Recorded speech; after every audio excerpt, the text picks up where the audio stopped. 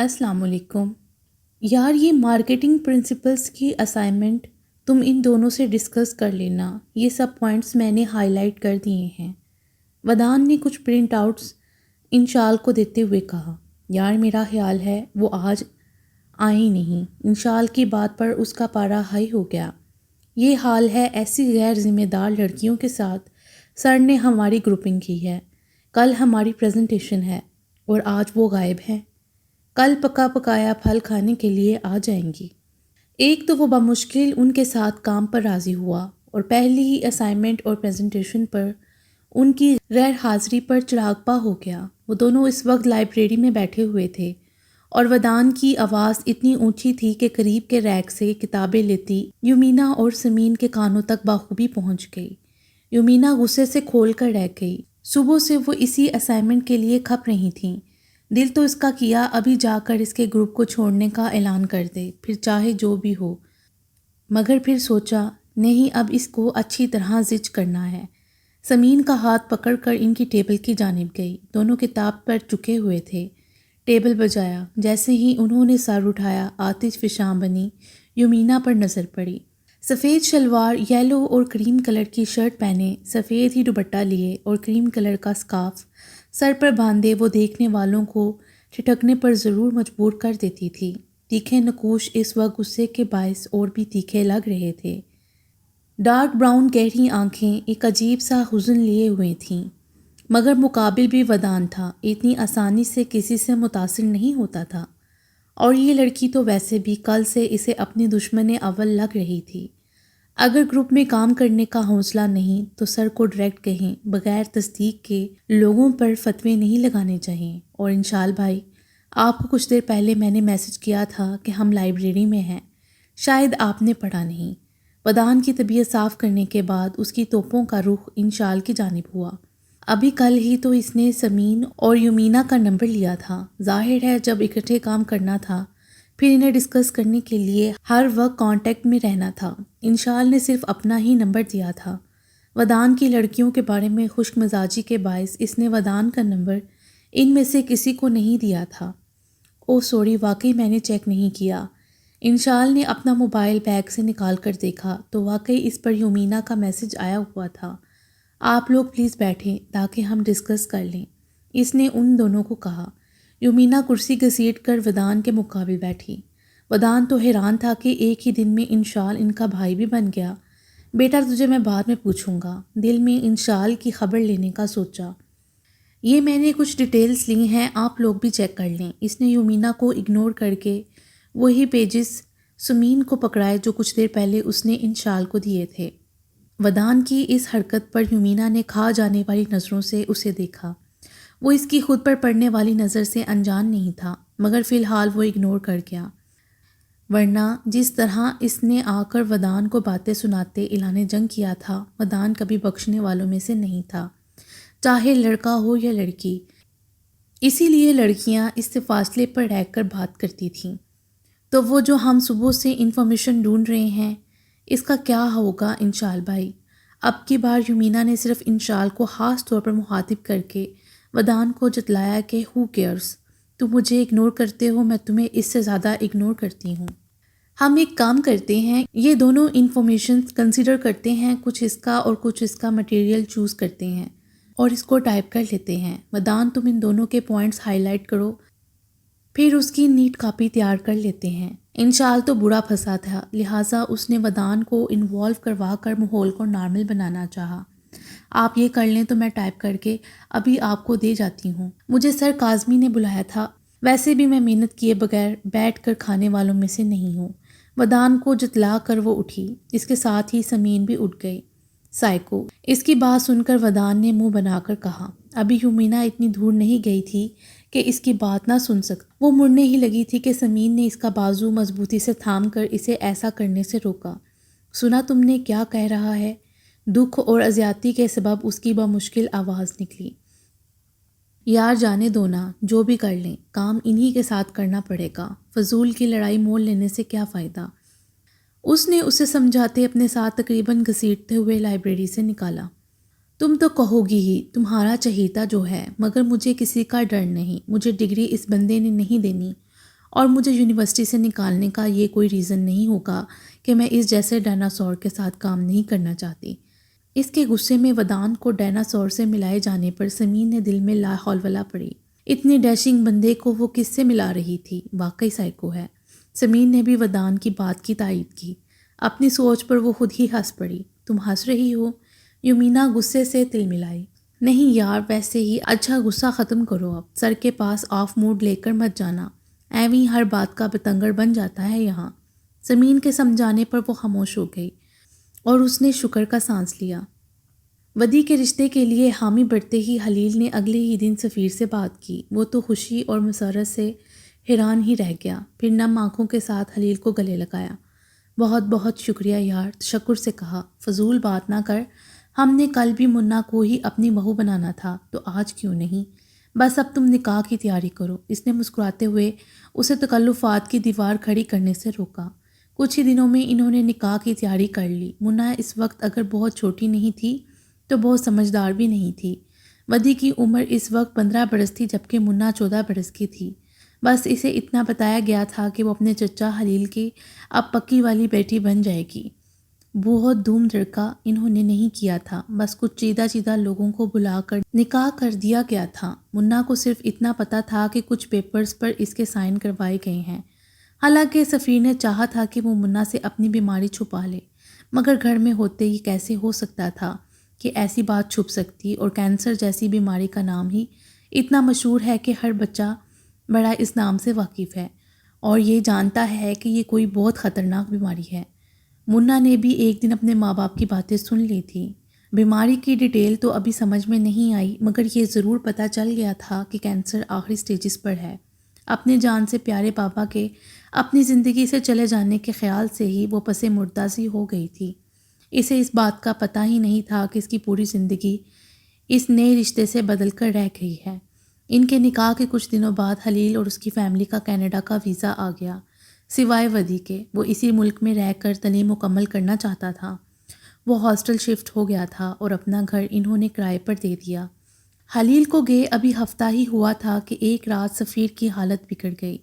فوراً ہسپتال لے جایا گیا، مگر راستے ہی میں وہ دم توڑ گیا۔ منا اور روما پر تو قیامت ٹوٹ پڑی۔ ودی ان دنوں اپنے پیپرز میں بزی تھا، سفیر چچا کے گھر جانے کا ٹائم ہی نہیں مل سکا۔ مہینے بعد جب پیپر سے فارغ ہوا تو خیال آیا کہ چچا کی طبیعت کا پتہ کیا جائے۔ وہاں پہنچا تو ان کے گھر کے باہر بڑا سا تالا دیکھ کر وہ بہت حیران ہوا۔ ساتھ والے گھر کی بیل دی، ایک خاتون باہر آئیں۔ السلام علیکم آنٹی، یہاں سفیر چاچا رہتے تھے، آپ کچھ جانتی ہیں کہ وہ کہاں ہیں؟ ان کے گھر تو تالا لگا ہوا ہے۔ بیٹا آپ کو نہیں پتہ، ان کا تو مہینے پہلے انتقال ہو گیا ہے، اور بیوی نے اتنا صدمہ لیا کہ 15 دن بعد وہ بھی چل بسی۔ اب تو بیچاری منا اکیلی رہ گئی ہے۔ ودی کو تو کتنی دیر اپنی سماعتوں پر یقین نہیں آیا۔ یہ کیا ہو گیا تھا؟ ایک مہینے کے اندر اس کے جان سے پیارے چچا اور چچی، اس کے لیے اپنے جذبات پر قابو پانا مشکل ہو گیا تھا۔ بیٹا تم اندر آ جاؤ، مجھے تمہاری طبیعت ٹھیک نہیں لگ رہی۔ اس کے زرد پڑتے چہرے کو دیکھ کر اس خاتون نے اسے اندر آنے کو کہا۔ نہیں میں ٹھیک ہوں، منا کہاں ہے؟ بدقت خود کو سنبھال کر وہ بولا۔ بیٹا یہ تو نہیں پتا، شاید اس کے کوئی رشتہ دار اسے لے گئے ہیں۔ میں بھی 1-2 دن پہلے شہر سے باہر تھی، آئی ہوں تو یہاں تالا لگا ہوا تھا۔ ان کی بات پر وہ اور پریشان ہوا۔ چلیں شکریہ، کہتے ساتھ ہی اس نے اجازت مانگی۔ 1-2 اور گھروں سے پوچھا مگر کوئی نہیں جانتا تھا۔ ہاسٹل واپس آ کر اس نے باپ کو کال ملائی۔ وہ بھی وہاں جا کر ایسا مصروف ہوا کہ سفیر کا حال نہ پوچھ سکا۔ مگر اب جو کچھ ودی نے بتایا تھا وہ سن کر نہ صرف دکھی ہوا بلکہ بے حد پریشان تھا۔ اس کا بھائی اور ماں شیخو پورہ سے آگے ایک گاؤں میں رہتے ہیں، تم ایسا کرو وہاں جا کر پتہ کرو۔ ودی نے گاؤں کا نام نوٹ کر لیا اور اگلے ہی دن وہاں جانے کا فیصلہ کیا۔ کچھ جو بھی تھا منا اس کی امانت تھی۔ یار ساری سلائیڈز ریڈی ہیں نا؟ ودان نے انشال سے کنفرم کروایا۔ یہ ان کی اس سیمیسٹر کی پہلی پریزنٹیشن تھی۔ جیسے ہی سب اسٹوڈنٹس اور سر عظیم کلاس روم میں داخل ہوئے اور انہوں نے سٹارٹ کا اشارہ کیا، ودان نے پریزنٹیشن دینی شروع کی۔ باقی تینوں بھی پیچھے ہی کھڑے تھے۔ پریزنٹیشن کا سٹارٹ اور اینڈ اور درمیان میں 1-2 سلائیڈ کا بریفنگ ودان نے کرنا تھا، اور باقی تینوں نے آگے پیچھے آتے باقی کی سلائیڈز کو بریف کرنا تھا۔ سلائیڈ چینج کرنے کی ذمہ داری یومینا کی تھی۔ وہ انشال اور ودان کی نسبت وہ اور سمین کافی کنفیوز تھیں۔ سٹارٹ بہت اچھا ہوا، انشال کی باری تک سب صحیح رہا، مگر جیسے ہی یومینا کی باری آئی، اس کی مرتبہ سلائیڈ سمین نے چینج کرنی تھی۔ 2 سلائیڈ تک تو سب صحیح رہا، جیسے ہی تیسری سلائیڈ چینج کی تو وہ کسی کپل کی نہایت ناقابل اعتراض تصویر تھی۔ سمین اور یومینا کے تو ہاتھ پاؤں پھول گئے۔ سمین کے پاس کھڑے انشال نے فوراً سلائیڈ ہٹائی، اگلی سلائیڈ بالکل ٹھیک تھی، مگر یومینا سے شرم کے باعث پوری کلاس کے سامنے بولا نہیں جا رہا تھا۔ ودان نے نہایت رساں سے اس کے پاس کھڑے ہوتے روسٹر کے پیچھے سے اس کا بازو پکڑ کر ایسے ہٹایا کہ سب یہی سمجھے کہ ودان ہی کی باری تھی۔ پھر باقی کی پریزنٹیشن ودان اور انشال نے ہی سنبھال لی، مگر ایک بہت غلط امپریشن ان کی جانب سے گیا۔ وہ دونوں تو نظریں نہیں اٹھا پا رہی تھیں، سارا وقت بس سائڈ پر کھڑے ہو کر وائٹ بورڈ پر کھلنے والی سلائیڈز کو ہی دیکھتی رہیں۔ ودان نے جس طرح خود پر ضبط کیا ہوا تھا، یہ صرف وہی جانتا تھا۔ جیسے ہی پریزنٹیشن ختم ہوئی، چیزیں سمیٹتے اسے اپنے موبائل پر میسج موصول ہوا۔ میسج شہاب کی جانب سے تھا۔ مجھے کچھ گھنٹے لگیں گے تمہیں جیل میں بھجواتے ہوئے۔ ودان کی بات پر وہ اپنی جگہ چور بنا۔ وہ کہتے ہیں نا کہ اچھی صحبت کا اچھا انجام اور بری صحبت کا برا انجام۔ یہی شہاب کے ساتھ ہوا تھا۔ جب تک وہ ان دونوں کے ساتھ تھا وہ اچھا ہی رہا، مگر جب سے ان سے دوستی ختم کی اور کچھ بدلے کی وجہ سے وہ غلط لڑکوں کی صحبت میں رہنے لگ گیا تھا جو ہاسٹل میں منشیات سپلائی کا کام کرتے تھے۔ اسے وارن کر کے ودان فوراً وہاں سے چلا گیا۔ اگلے دن کی بس پکڑ کر وہ جب اس کے باپ کے بتائے ہوئے ایڈریس پر منا کو ڈھونڈنے شیہو پورہ سے آگے کے ایک نواحی گاؤں میں پہنچا تو وہاں بھی تالا پڑا دیکھ کر حقیقت میں اب وہ بہت پریشان ہوا۔ ارد گرد کے لوگوں سے پتہ کرنے پر بھی ان کے اگلے ٹھکانے کا کچھ پتہ نہیں چلا۔ گھر آ کر اس نے خلیل کو فون کیا۔ ہاں بیٹا، کچھ پتہ چلا؟ اس نے بےتابی سے پوچھا۔ بابا وہ تو وہاں سے بھی کہیں شفٹ کر گئے ہیں، اور اب کہاں گئے ہیں کوئی نہیں جانتا۔ اس نے مایوسی سے باپ کو بتایا۔ یا اللہ، یہ کیا ہو گیا، کہاں ڈھونڈیں اب؟ انہوں نے پریشانی سے کہا۔ آخر اب وہ صرف سفیر کی نشانی نہیں تھی، خلیل کے خاندان کا حصہ بن چکی تھی۔ بابا آپ پریشان نہ ہو، انشاءاللہ مل جائے گی۔ اس کے دادو اور چچا کا تو پتہ ہے نا کہ ہمارا نکاح ہو چکا ہے۔ ودی کی اسی سمجھداری کی وجہ سے انہوں نے اتنی عمر میں اسے یہ ذمہ داری سونپ دی تھی۔ اوکے بیٹے، اللہ مالک ہے، کچھ سوچتے ہیں۔ میری جاب کا کانٹریکٹ بھی یہاں 4 سال کے لیے ہو گیا ہے، کوشش کرتا ہوں جلدی واپس آئیں۔ آخر کو یہ میرے بچوں کی زندگی کا معاملہ ہے، انہوں نے دل گرفتگی سے کہا تھا۔ ڈونٹ وری بابا، اللہ نے ہی اس رشتے کی بات آپ کے دل میں ڈالی تھی، وہی اس مشکل سے ہمیں نکالے گا۔ اس کی تسلی آمیز باتیں سن کر انہیں اب اس بات پر فخر ہوا کہ ودی ان کی اولاد ہے۔ انشاءاللہ کہتے ہی انہوں نے فون بند کر دیا۔ اف، یہ کیا عذاب ہے، سر کے ساتھ مسئلہ کیا ہے؟ آخر ہاتھ میں پکڑے نوٹس کو دیکھ کر اس نے سر ہاتھ میں تھاما۔ ابھی تھوڑی دیر پہلے ہی کلاس کا ایک لڑکا سر عظیم کا نوٹ لے کر یومینا کے پاس آیا تھا۔ کچھ دنوں میں انہیں سینئر کو فیئر ویل دینا تھا، جس کی کمپیئرنگ کی ذمہ داری سر نے یومینا اور ودان کو دی تھی۔ کیا ہوا اب؟ سمین جو اس کے سامنے رکھی چیئر پر بیٹھی نوٹس بنانے میں مصروف تھی، سر اٹھائے بنا پوچھنے لگی۔ اس کی بات پر یومینا نے بیزاری سے وہ نوٹ اس کے آگے کیا۔ ہاں ہاں ہاں، یار مجھے لگتا ہے سر کوئی سین بنا کر ہی چھوڑیں گے تم دونوں کا، اس نے معنی ہیزی سے کہا۔ بیٹا ابھی تو میں سر کا سین بنانے جا رہی ہوں، پڑھائی کی حد تک تو میں اسے برداشت کر لوں گی، مگر اسے آگے نہیں۔ ڈریگن ہے پورا، ہر وقت آگ برساتا رہتا ہے، غصے سے کہتی وہ اپنی چیزیں سمیٹ رہی تھی۔ ہاں ہاں ہاں، او گاڈ، روز تم اسے کسی نئے کارٹون کریکٹر کا نام دیتی ہو، پوری یونی کا چارمنگ بوائے ہے۔ سمین کو اپنی ہنسی روکنی مشکل ہو گئی۔ کوئی اور بھی کریکٹر رہ گیا ہے تو بتا دو، ایک ہی مرتبہ، اس نے یومینا کو چھیڑتے ہوئے کہا جو خود بھی اب مسکرا رہی تھی۔ ہاں نا، بہت سے رہتے ہیں، جیسے کنگ فو پانڈا، ہنک، مین مووی کا کانگو، اور اس سے پہلے کہ وہ مزید گل افشانی کرتی۔ ہاں ہاں ہاں، بس کر دو، میرے پیٹ میں بل پڑے ہیں، سمین نے اسے روکتے ہوئے کہا۔ آئی وش میں کبھی ودان کو تمہارے نادر خیالات بتا سکوں، اس نے بامشکل اپنے کہہ کے روکتے ہوئے کہا۔ ابھی تو سر کے پاس سے ہو آؤں، آ کر بتاتی ہوں تمہیں۔ اس کی بات پر مصنوعی دھمکی دیتے ہوئے وہ سر کے آفس پہنچی۔ یار سر کیا چاہتے ہیں؟ آخر کہ میں اس یونیورسٹی سے ہی چلا جاؤں؟ ودان نے سر عظیم کا نوٹ پڑھتے ہوئے غصے سے ہاتھ ٹیبل پر مارا۔ او آہستہ میرے بھائی، ہم لائبریری میں ہیں، انشال نے اسے ٹوکتے ہوئے کہا۔ وہ جا کہاں رہا ہے اور کیا بھیجا ہے سر نے؟ اس نے اسے چیزیں سمیٹتے ہوئے دیکھ کر پوچھا۔ سر سے بات کرنے۔ جسٹ لک ایٹ دس ربش، اس نے نوٹ انشال کے آگے رکھتے ہوئے کہا۔ یار یونیورسٹیز میں یہ سب چلتا رہتا ہے، don't take it to your heart. Inshal نے اس سے ٹھنڈا کرنے کی کوشش کی۔ واٹ سو ایور یار، سر کو پتہ ہے کہ میں لڑکیوں سے الرجک ہوں، پھر بھی I need to talk to ہم، اس نے اٹھتے ہوئے کہا۔ میں آئی کم ان سر؟ کچھ دیر بعد وہ سر عظیم کے آفس میں تھا۔ آؤ ودان، نوٹس مل گیا تو بس یار آج سے تیاری شروع کرو، انہوں نے اسے بیٹھنے کا اشارہ کرتے کہا۔ سر میں یہ نہیں کر سکتا، آپ کسی اور کو لے لیں اس سب کے لیے، میں تو فنکشن میں آنے میں بھی انٹرسٹڈ نہیں ہوں۔ اس کی بات پر سر عظیم کا پارا ہائی ہوا۔ پھر وہی بات، کیا پرابلم ہے تمہارے ساتھ؟ سر پرابلم کوئی نہیں ہے، بس میں یہ نہیں کر سکتا، اس سے بات نہیں بن پڑی۔ میرا نہیں خیال کہ تم اتنے ان کانفیڈنٹ ہو کہ اتنے لوگوں کو فیس نہ کر سکو۔ جو ابھی سے لوگوں کو موٹیویشنل سیمینارز دیتا ہے وہ اتنے سے بندوں میں نروس ہو سکتا ہے؟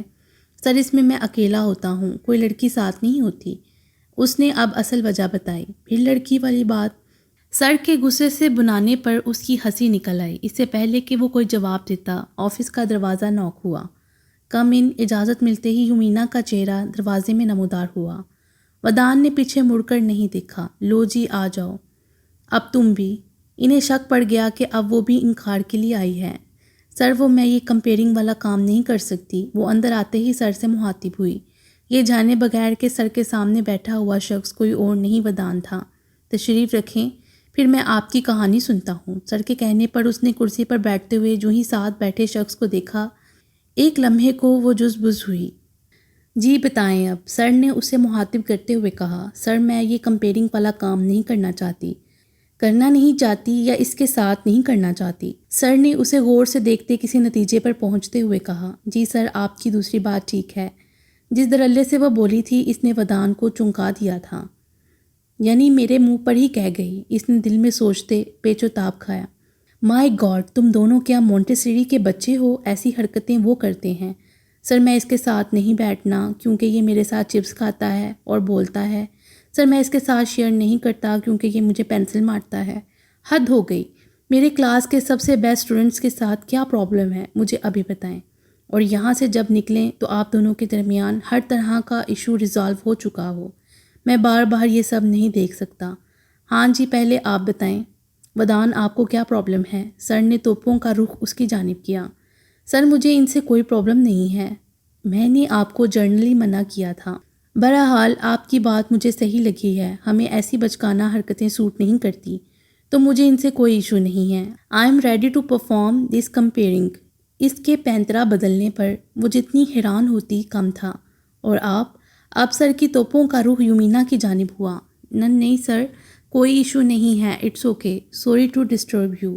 اب وہ سر کے سامنے اچھا بننے کی ایکٹنگ کر سکتا تھا تو وہ کیوں اس بارے میں کچھ کہہ کر بری بنتی۔ اس نے بھی فوراً اپنا مائنڈ چینج کیا۔ ویری گڈ، آئی ہوپ یہ شو آپ دونوں بہت اچھا ہوسٹ کریں گے۔ سر نے دونوں کو شاباش دے کر اٹھنے کا اشارہ کیا۔ یمینا نے اٹھتے ہوئے اسے غصے سے گھورا جو اپنی شرارتی مسکراہٹ چھپانے کی کوشش کر رہا تھا۔ منا کے چچا کو چودھریوں نے اپنے رشتہ داروں کے گاؤں میں ان کی حویلی میں نوکری دلوا دی تھی، لہٰذا انہیں اپنا گھر بھیج کر دوسرے گاؤں میں شفٹ ہونا پڑا۔ منا کو چاچا کے گھر آئے کچھ ہی عرصہ ہوا تھا، انہوں نے جلد ہی چاچا کی شادی کر دی تاکہ ان کی بیوی آ کر گھر اور منا کو سنبھالے۔ یہاں کے چودھریوں کے پاس چچا کام کرتا تھا، دادی بھی ان کی حویلی جا کر سپروائزنگ کا کام انجام دیتی تھیں۔ ایک دو مرتبہ منا بھی ان کے ساتھ حویلی گئی۔ چودھریوں کے بڑے بیٹے کی بیٹی شفا اس کی بہت اچھی دوست ہو گئی، وہ اسی کی ہم عمر تھی۔ اس کا ایک بڑا بھائی لاہور کے کسی کالج میں پڑھتا تھا۔ چچا کی شادی کے کچھ عرصے بعد دادی کا انتقال ہو گیا۔ کچھ دیر تو چچی نے اس کے ساتھ اچھا سلوک رکھا، مگر جیسے ہی ان کا بیٹا ہوا منا انہیں کھٹکنے لگ گئی۔ منا نے یہاں آ کر پڑھائی نہیں چھوڑی، شفا اسے کتابیں لا دیتی اور سال میں اس نے میٹرک پاس کر لیا۔ اس دن وہ شفا کو اپنے رزلٹ کا بتانے ہی جا رہی تھی کہ اس کے اتنے اچھے نمبر آئے ہیں کہ کسی بھی کالج میں اب وہ اسکالرشپ کی بنیاد پر پڑھ سکتی ہے۔ وہاں جا کر راستے میں شفا کا بھائی مل گیا۔ شفا ہے گھر پر؟ اس نے دوپٹہ صحیح کرتے پوچھا۔ بالکل ہے آپ کی تعریف، اس نے گہری نظروں سے اسے دیکھتے پوچھا۔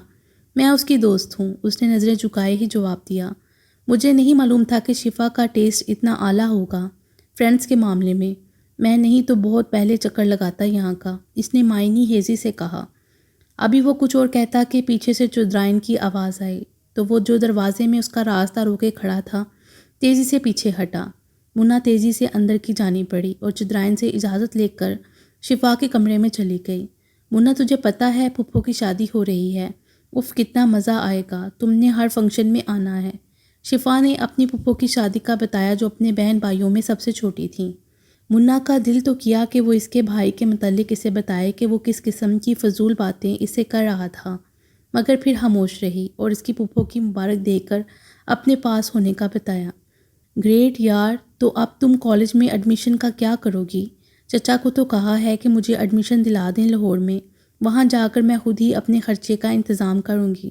ویسے بھی ابو نے جو میری سیونگ کروائی تھی وہ میرے پاس ہیں، ایڈمیشن کا تو سارا خرچہ نکل ہی جائے گا، پھر دیکھیں گے۔ اللہ تمہارے حق میں بہتر کرے، شفا نے سچے دل سے اس کے لیے دعا کی۔ میں نے کچھ مٹیریل نکالا ہے اکارڈنگ دا کمپیئرنگ۔ اگلے دن صبح میں کلاس سٹارٹ ہونے سے پہلے ودان نے اسے کچھ پیپرز پکڑائے۔ اتنی پینڈو نہیں ہوں کہ مجھے کچھ آتا جاتا نہیں، میں آلریڈی مٹیریل لے کر سر سے اپروو کروا چکی ہوں، اور آپ اپنے آپ کو عقل کل کیوں سمجھتے ہیں؟ ایک آپ ہی اس دنیا میں جینیس ہیں۔ کل کی بھی کھولن آج اسے نکالنے کا موقع مل گیا۔ جی نہیں، میں ایسا کوئی دعویٰ نہیں کیا۔ ودان نے پہلی مرتبہ اس کے تنے چہرے کو دلچسپی سے دیکھا۔ کرنا چاہیے بھی نہیں، کلاسز آف ہونے کے بعد میں ہال میں آ جاؤں گی تو ہم ریہرسل سٹارٹ کر دیں گے۔ کہتے ساتھ ہی آتی فشاں بنی وہ کوریڈور سے نکل کر گراؤنڈ کی جانب چل پڑی جہاں اسے سمین آتی ہوئی دکھائی دی۔ کلاس آف ہونے کے بعد دونوں اپنا اپنا مٹیریل لیے ہال میں پہنچے، باری باری اپنی لائنز بولیں، باقی کی انتظامیہ بھی وہیں تھی۔ تھوڑی دیر بعد جب ان دونوں نے مائک میں وہی لائنز بولیں تو ودان کی آواز بہت متوازن تھی، جبکہ یمینا کی آواز تھوڑی پھٹی پھٹی اور اتنی واضح نہیں تھی۔ یمینا، آپ کی آواز بہت عجیب سی آ رہی ہے۔ سر باسط جو اس پورے فنکشن کو آرگنائز کروا رہے تھے وہ ناگواری سے بولے۔ سر مائک کو بالکل پاس کر کے بول رہی ہیں، اسے پیچھے رکھیں گی تو ان کی آواز ٹھیک ہو جائے گی، ودان نے سر باسط کو کہا۔ وہ جانتا تھا اب اس کو ڈائریکٹ کچھ کہا تو اس کا دماغ پھر خراب ہو جانا ہے، اس لیے اس نے خود سے اسے نہیں ٹوکا۔ یمینا نے غصے سے اسے دیکھا۔ اگلی مرتبہ اس نے تھوڑا فاصلے سے اپنی لائنز بولیں تو آواز بالکل صحیح لگی۔ آپ مجھے پہلے نہیں بتا سکتے تھے؟ سر سے انسلٹ ضرور کروانی تھی، آپ جیسے لوگ کبھی دوسروں کو آگے بڑھتا نہیں دیکھ سکتے۔ جیسے ہی سر اسے اوکے کا کہہ کر مڑے، اس نے ودان پر طنز کے تیر چلائے۔ آپ اپنی ہر ناکامی کے بعد دوسروں کو یوں ہی مورد الزام ٹھہراتی ہیں، وہ تو تھا ہی ٹھنڈے مزاج کا، لہٰذا یمینا کے طنز کے تیر راستے میں ہی گر گئے تھے۔ وہ یمینا کو لاجواب کر کے اسٹیج سے اتر چکا تھا۔ اس بندے کے ساتھ رہ کر یقیناً مجھے بی پی ہائی کی بیماری ہو جانی ہے، یمینا نے دل میں کرلاتے ہوئے سوچا۔